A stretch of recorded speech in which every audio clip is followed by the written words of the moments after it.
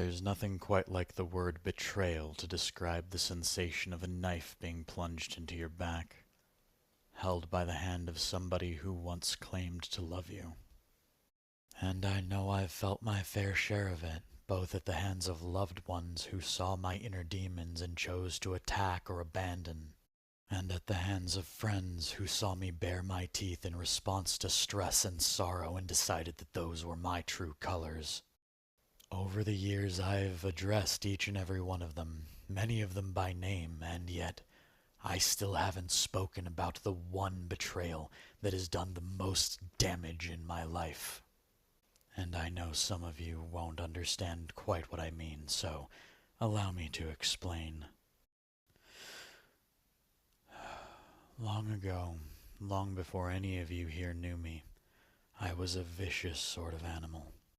You see, I had built walls around my heart, brick by brick, using the pain I had suffered in life as the mortar that held it together.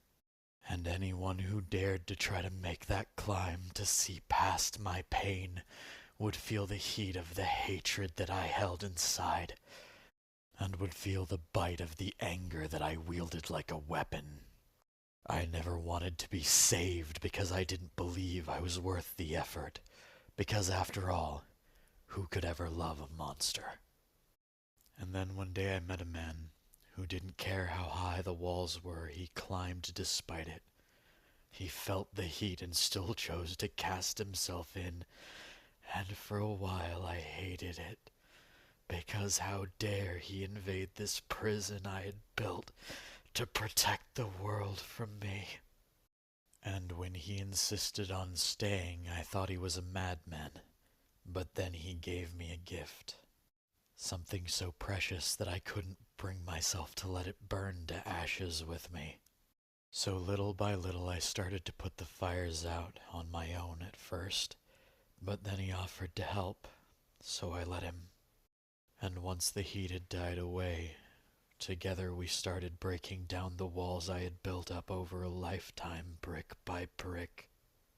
And once my heart was laid bare to the world, scars and all, he took me by the hand, and together we planted that gift like a seed and watched it grow into something beautiful. And through it all I learned to love again, not just him, but myself, and by extension the world around me. Years later, I would meet someone who would become my closest friend, a man who wears a motto on his arm to remind him of something important. Someone who I'd spend countless hours talking to about life, about philosophy, about music and art, who would eventually talk me through some of the worst moments in my life and would do so without judgment or malice. And with every long night spent passing a vape back and forth and talking about life, I would observe the words etched into his arm, and eventually I would come to create a motto of my own, one meant to remind me of the kind of person that I want to be in this life.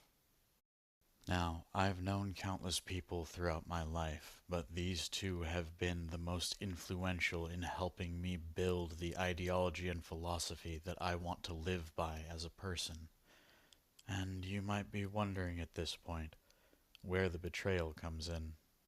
Well, it comes from the fact that for the past few years I've let my anger blind me. I've let my pain define me. And I've let my hatred guide me. With every abandonment and every perceived failure, I have allowed myself to become more and more a nihilist. And that in and of itself must be corrected.